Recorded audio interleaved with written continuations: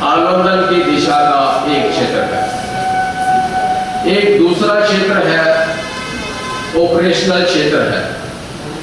Operation इस news channel पर जो भी वक्ता ने कहा वो उसकी अपनी राय है, जिसकी पुष्टि नेशन न्यूज इंडिया ने क्षेत्र है। ऑपरेशन क्षेत्र के अंदर हम जो दबे कुचले लोग हैं, वो दबे कुचले लोग दबे कुचले क्यों हैं और कैसे ठीक होंगे, और ऑपरेशन के एरिया में हमारी क्या जरूरियात है। तो वीर सिंह बोहर जी ने आपको बताया कि जहां देखते हैं वो एक चमार है, वो सभी क्षेत्र के अंदर काम कर रहा है, और ये चमार अपने दूसरे भाई जो है जो इसी की तरह से दबे कुचले और पीड़ित है, वो अपने उन सब साथियों को अपने साथ नहीं ले पा रहा। ये एक ऑपरेशनल प्रॉब्लम है। तो इसको हम ऐसे भी कह सकते हैं कि ये एजुकेशन का एरिया हमारा चमार के अंदर सिमट के रह गया है। तो ये एजुकेशन के एरिया को चमार से बाहर निकलना होगा। तो ये जो एजुकेशन है ये सभी कौमों के अंदर जाएगी, तभी सभी कौमें इकट्ठी होंगी। तो हमारी व्यवहारिक समस्या है कि तो सभी कौमों में लेके जाना। तो सभी कौमों में कैसे लेके जाएंगे? तो सबसे पहले खुद एजुकेट होना है, और फिर अब एजुकेशन को बाहर लेकर जाना है, दूसरे लोगों को एजुकेट करना है। तो हमारा ये जो इस तरह के सम्मेलन होते हैं, वो इस तरह के सम्मेलन एजुकेट करने के लिए होते हैं। तो जो थोड़ा समझ आ जाती है वो ज़्यादा समझ के लिए ऐसे प्रोग्राम के अंदर आए, और क्योंकि ये उनका इंडिविजुअल मामला नहीं है और ये पूरा एडवांस मामला है और ये पूरी कौम का मामला है, तो हमारी सबकी व्यक्तिगत जिम्मेदारी ये हो जाती है कि हम खुद तो जाएं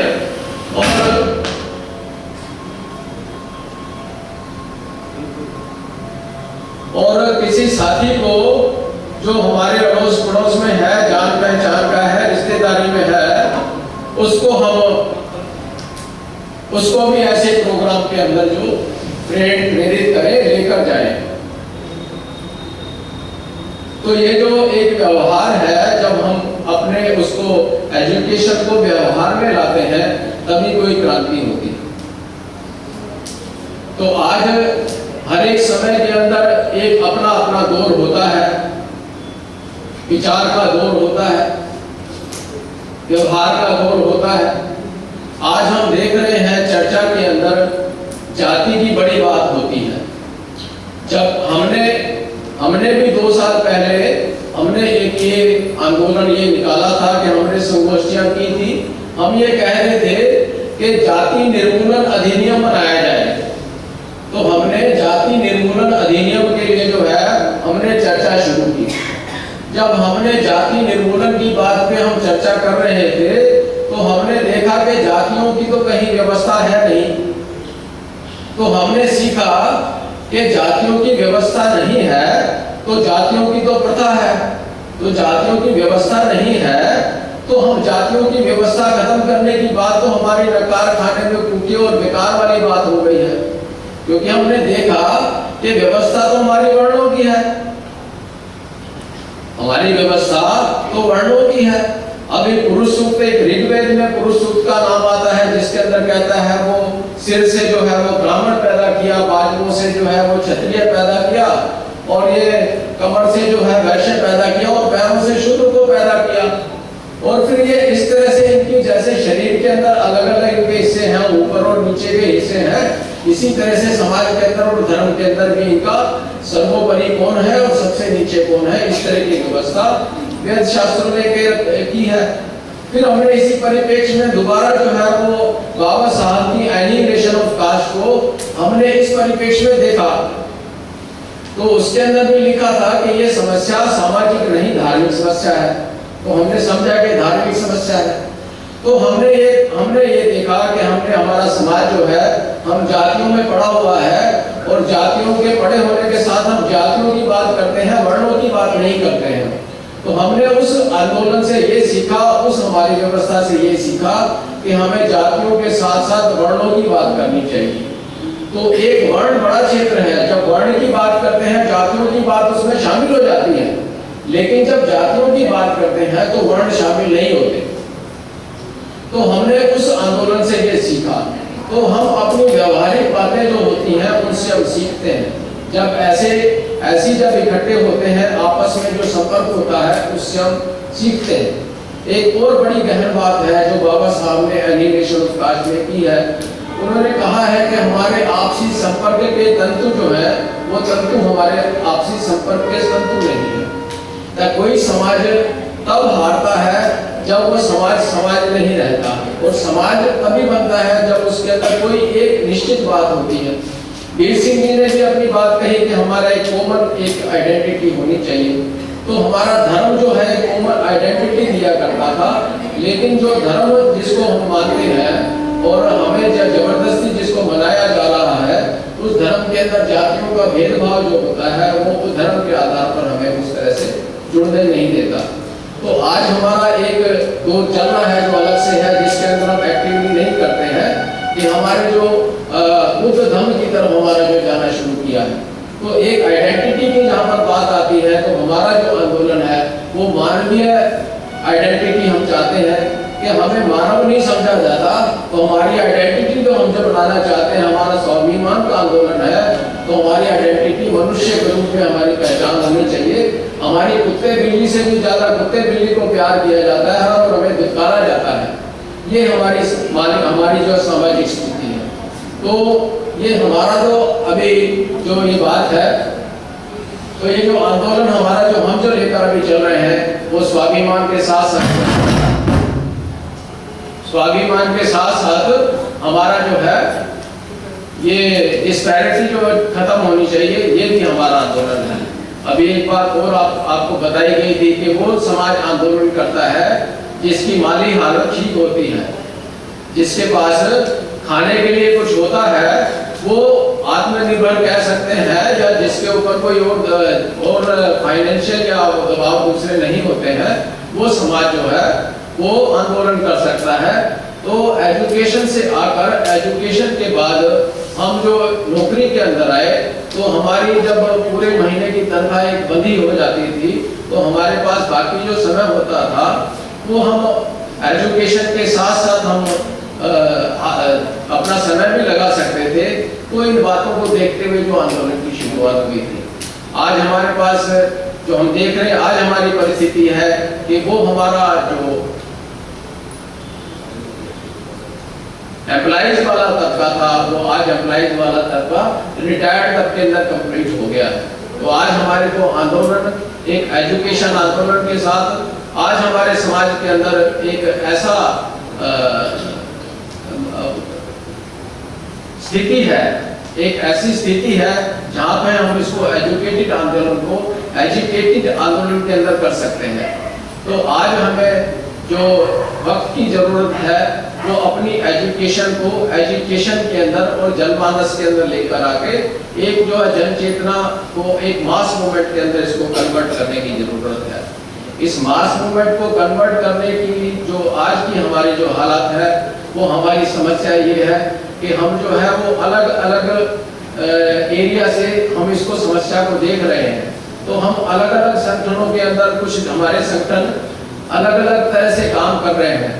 तो आज एक हमारी जरूरत ये है कि हम इकट्ठा बैठेंगे और इकट्ठा बैठ के एक जो है कॉमन उसके अंदर चला जाए। तो उस कॉमन एक ऑब्जेक्टिव को करने के लिए और कॉमन ऑब्जेक्टिव बनाने के लिए उसके लिए भी हमारे इस तरह के जो फंक्शंस होते हैं उनकी जरूरत होती है।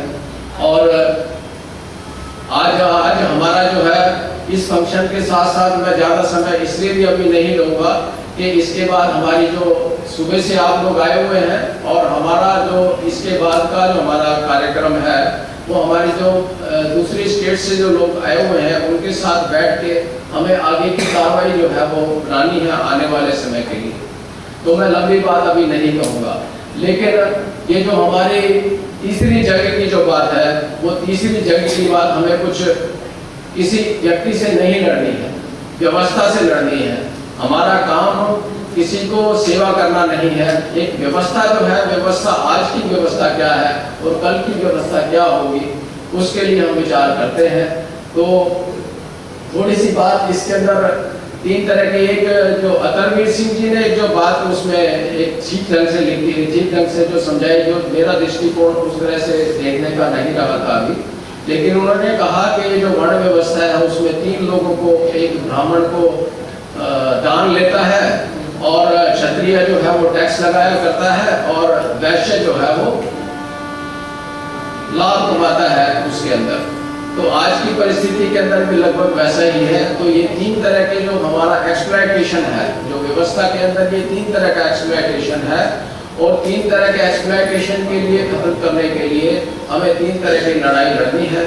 तो वो जिस तरह से इन्होंने प्रोड्यूस किया है तो वो एक ज़्यादा बिल्कुल सीधा हमारे स्टेट में बैठना चाहिए कि हम दान जो है वो एक साइड में दान नहीं होना चाहिए, उसको रोकना चाहिए।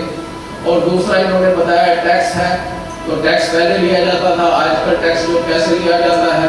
अभी बहुत अच्छी बात है, मैं तो ये इस जो सरकार है, इस सरकार को मैं बड़ा आभार व्यक्त करता हूँ कि इन्होंने तमाम तरह के टैक्स को इकट्ठा करके GST के अंदर इन्होंने ले आए इसको। तो जब तमाम तरह के टैक्स होते थे तो हमको समझाने में दिक्कत होती कि आपका टैक्स हो रहा है, आपका शोषण हो रहा है, लेकिन उन्होंने GST बुलाया तो GST को समझाना हमारे लिए आसान कर दिया है।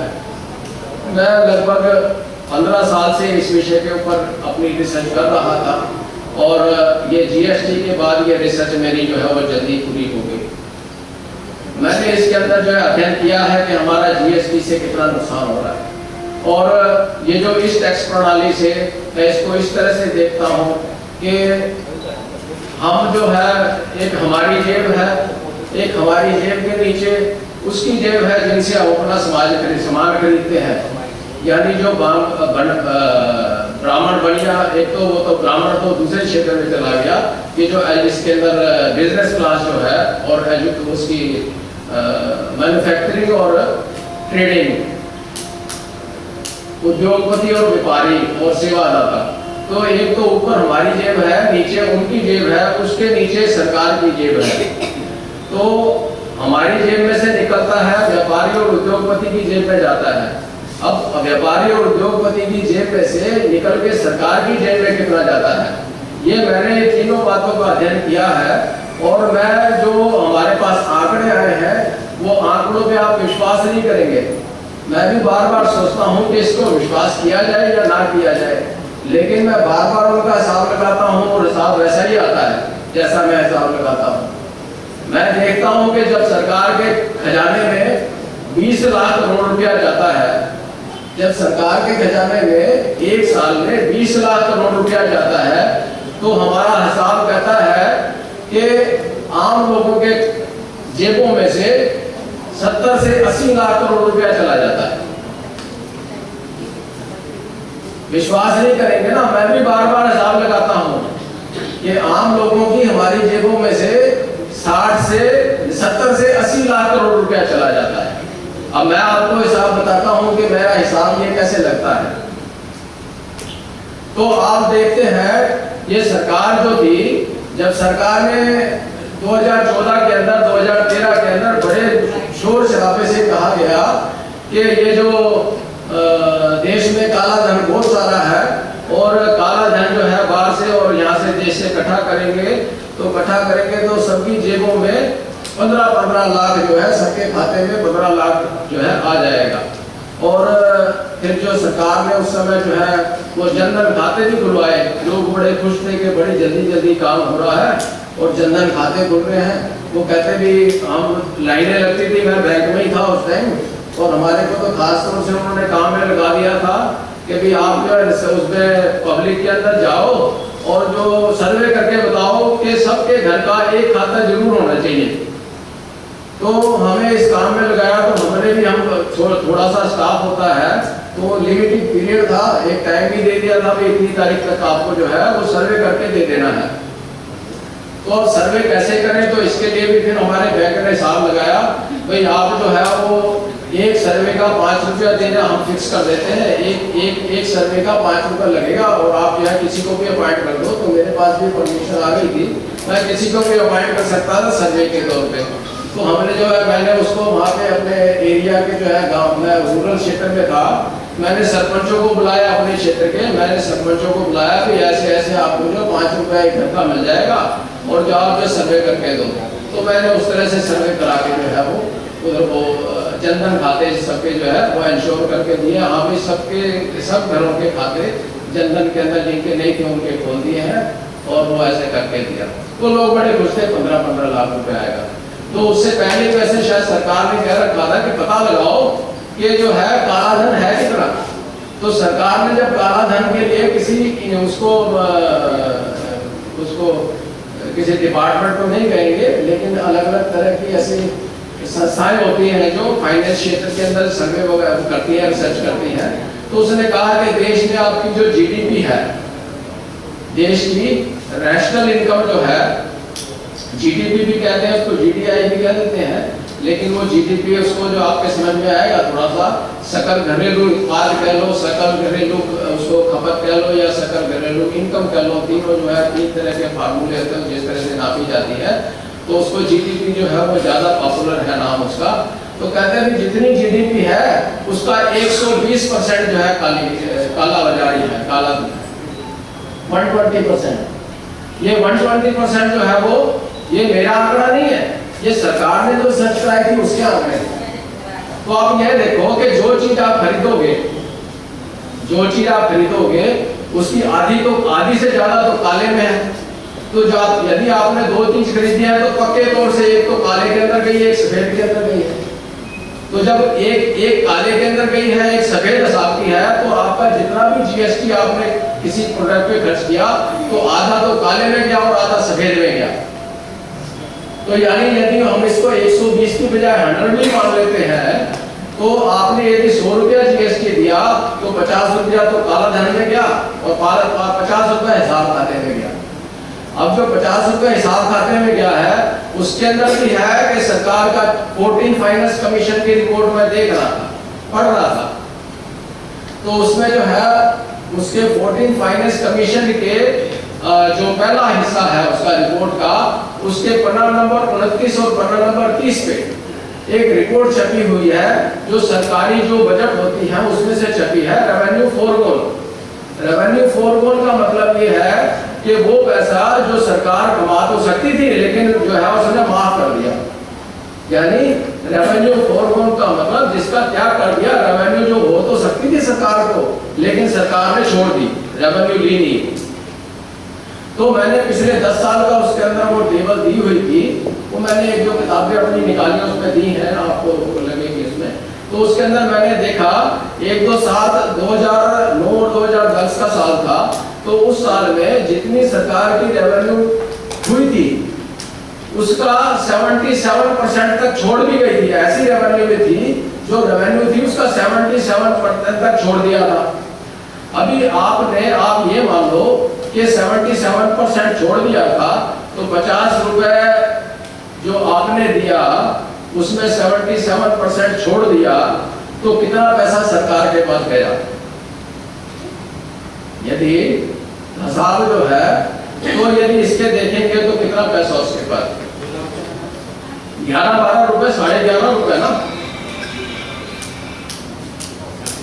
भाई। 50 का जो है वो कितना होगा? तो ये जो 20 लाख करोड़ रुपया है इसका रिवर्स काउंटिंग करेंगे आप, जब इसकी रिवर्स काउंटिंग करेंगे तो ये जो 70-80 लाख के करोड़ जो बैठे हैं।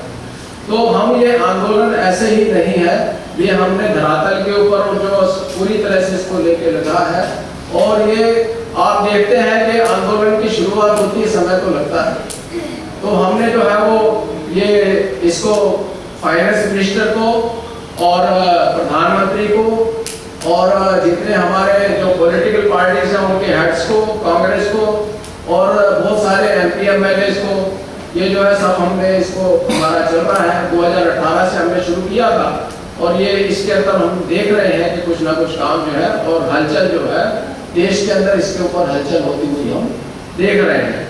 तो 2018 के अंदर मैंने छोटी सी किताब लिखी थी, जीएसटी का अर्थशास्त्र, उसका सामाजिक पहलू इसके अंदर मैंने लिखा था। उसके अंदर उसकी हमने उस समय 10,000 किताबें उसकी छापी थी, तो हमारे पास थोड़ी सी बची है अभी। उसके अंदर उस जो वो जो हमारी जो हमने थी, उसके अंदर हमने और संवर्धन किया उस समय की फिलोसफी में।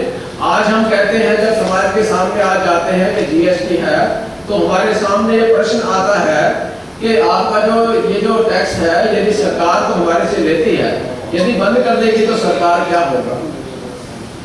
तो हम उनको बताते हैं कि आप जो है जिन लोगों को सरकार ने बड़ा बनाया, अमीर बनाया है, उनसे तो सरकार टैक्स नहीं लेती है और आपसे सरकार टैक्स लेती है। तो अमीर किसको बनाया है? जिनको जमीनें दे दी हैं उनको अमीर बनाया है, जिनको जो है वो उसके पेट्रोलियम भंडार दे दिए हैं उनको अमीर बनाया है, जिनको जो है वो हवाई जहाज ये बेच दी है, रेल बेच दी है, तेल बेच दिया है, जहाज बेच दिए हैं, बंदरगाह बेच दिए हैं, जिनको सब दे दिए उनको अमीर बनाया है। तो उनके ऊपर टैक्स लगना चाहिए और उनसे टैक्स आपको इतना मिल जाएगा कि आपको कोई टैक्स देने की जरूरत नहीं पड़ेगी। तो ये तमाम बातें हैं और इनके ऊपर काम होता नजर आ रहा है। ये हमारी जो व्यवस्था है, ये व्यवस्था के अंदर एक नेक्सस है। जो तीन हम बता रहे थे, जो ब्राह्मण, क्षत्रिय और वैश्य, और तीन तरह की जो बात थी टैक्सेशन की थी, तो ये टैक्सेशन अभी वो जो पुरानी हमारी जो व्यवस्था थी, वही जो मनुवादी जो व्यवस्था थी, वही व्यवस्था नए नाम से आज हमारे पास चल रही है। और सरकार में जो बैठे हुए हैं, हम कहते तो इसको लोकतांत्रिक सरकार कहते हैं, और लोकतांत्रिक सरकार की बात जो है इसको हम कहते हैं कि जनतंत्र की सरकार है और ये जनता के भले के लिए सरकार है। लेकिन आपकी जो टैक्स प्रणाली है वो कहीं भी आपके भले की नहीं है। आपका जो ये है धर्म जिसके अंदर है, वो भी आपके उसकी बात नहीं है। तो कहीं ना कहीं ये सारी बातें सीखनी पड़ेंगी, सबका अलग अलग अंदाज रहता है। मेरा जो ज़्यादा काम काज है, मैं ये आर्थिक क्षेत्र के अंदर मैं ज़्यादा अपनी बातें रखता हूँ इसके लिए। तो ये जो हमारा स्वतंत्रता, ये जो लड़ाई है, तीसरी लड़ाई है, तीसरी लड़ाई के अंदर दो मुख्य पहलू हैं। एक तो हमारा स्वाभिमान है, और स्वाभिमान के साथ साथ कहीं ना कहीं हमारी पेट की जिद भी जुड़ी हुई है। और आज हमारा धीरे धीरे डिस्पैरिटी जो बढ़ रही है, तो डिस्पैरिटी कैसे खत्म होनी है? तो एक तो हमारी जो है सोशल जो डिस्पैरिटी है, जो सोशल हम उसको कहते हैं, लेकिन वो डिस्पैरिटी मूल रूप से यदि हम उसको ये कहें कि धार्मिक डिस्पैरिटी है, जो धर्म से ही समाज में आती है। तो कई बातें धर्म से समाज में आती हैं, कुछ जो आपको पॉलिटिक्स जो होती है, पॉलिटिक्स से समाज में आती है। लेकिन जब हम समाज की बात करते हैं तो इसके अंदर धर्म की बात भी आ जाती है, आपकी जो है वो पॉलिटिकल बात भी आ जाती है, और साथ में आपकी इकोनॉमिक क्षेत्र की बात भी आ जाती है, और आपकी न्याय क्षेत्र की बात आ जाती है। तो जब हम सोशल मूवमेंट चलते हैं तो हमारे सब क्षेत्रों के अंदर हमारी बात होनी है एक। तो ये सब हमारे को सीखना है। तो ये जो आंदोलन है उसके अंदर जितनी मैं बातें रख सका इस मेहनत करता हूँ। और ये जो है समय समय के ऊपर चलती है। कुछ एक बात और याद आ रही है कि हमारी जो है डिस्पैरिटी अब चल रही है, तो डिस्पैरिटी के लिए कुछ साल पहले भी एक बार ऐसा मूवमेंट चला था कि भाई ये बहुत हो रहा है। तो ये जो इसके इकोनॉमिस्ट होते हैं, इनके जो पैसे वाले लोगों के जो इकोनॉमिस्ट है, उन्होंने ये फार्मूला लगाया कि एक ट्रिकल डाउन थ्योरी उन्होंने बनाई। तो ट्रिकल डाउन थ्योरी उन्होंने बताया कि सरकार को उन्होंने सारे इकट्ठे होकर बनाया कि सरकार जो है, जिनके पास पैसा है, जिनके पास साधन संसाधन है, पैसा दे रहा है, सरकार जो है उन साधन संसाधन वालों को, जिनके पास पैसा है, उनको मदद करे। वो उद्योग लगाएंगे, वो उद्योग धंधे जब लगाएंगे तो उद्योग धंधों के अंदर लोग सेवाएं करेंगे, नौकरी करेंगे। जब नौकरी करेंगे तो नौकरी में उनको जो पैसा मिलेगा उनसे उसका वो उद्धार होगा। तो उसी समय में हमारे सोशलिस्ट लोग जो थे, वो सोशलिस्ट लोग बताते थे, जो समाजवादी लोग थे वो बताते थे कि ये जो है फार्मूला आपका गलत है। तो तब उन्होंने बात नहीं मानी, लेकिन आज तक नहीं मानते हैं। लेकिन आज उसके रिजल्ट जो है जो जिस समय उन्होंने फिलोसफी बनाई थी तब जो रिजल्ट नहीं थे, लेकिन आज हम उनके सामने रिजल्ट हमारे सामने है कि डिस्पैरिटी लगातार बढ़ रही है। तो डिस्पैरिटी को खत्म करने के लिए भी दूसरे फार्मूले हैं, वो हमारा एक दूसरा सेशन रहेगा, उसमें खास तौर से आएंगे। मैं सिर्फ यही कह रहा था कि हमारा आज़ादी की जो लड़ाई की जंग है उसके कई पहलू हैं, उसके अंदर धार्मिक पहलू भी है, हमारा सामाजिक पहलू भी है, और उसके अंदर आर्थिक पहलू भी है, और राजनीतिक पहलू भी है। तो राजनीति के विषय के अंदर भी हमारा ये जो हमारा आज का जो सिस्टम है वो FPTP सिस्टम होते हैं, फर्स्ट पास द पोस्ट, जिसके अंदर जो है वो कोई भी आदमी चुन के जा सकता है। कोई तमंचे वाला आपको जो है वो मतलब गुंडा जो है वो गुंडा जो बिना वोट के जीत सकता है, ऐसी हमारी प्रणाली है। तो कोई भी गुंडा जो है वो कहेगा कि मेरे खिलाफ कोई खड़ा नहीं होगा और वो जो जीत के आ सकता है। तो आज की हमारी जो हालत है वो कैसी बना दी है वो सब आपके सामने है। तो उसके लिए भी हमने जो है वो FPTP की बजाय जो MMPR जो प्रणाली हमने उसके अंदर ला रहे हैं, तो उसके लिए भी बाद में कभी चर्चा होगी।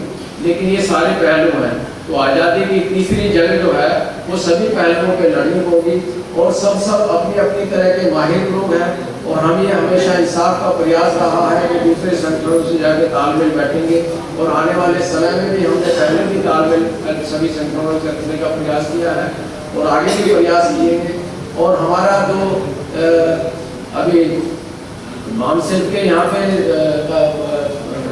प्रेसिडेंट बैठे हैं, एक हमारे वीर सिंह बहुत जी हैं, BSNL चलाते हैं। तो हम और भी कई संगठन हैं जिनसे हमारे संपर्क में है, और ये हम इस तरह से इसमें चल रहे हैं। तो ये जो उनकी इंट्रोडक्शन मैंने आपको थोड़ी उनकी बातों की दी, और ये सभी विषय के अंदर चलते रहेंगे। आप सब लोगों ने इसके लिए इतना समय दिया उसके लिए आपका धन्यवाद।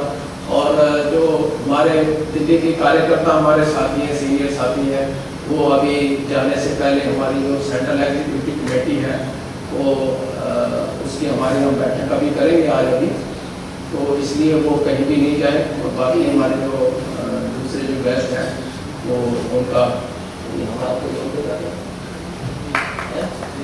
अच्छा, तो कल जो है कल सुबह 10 बजे से हमारा जो है सेशन रहेगा ये।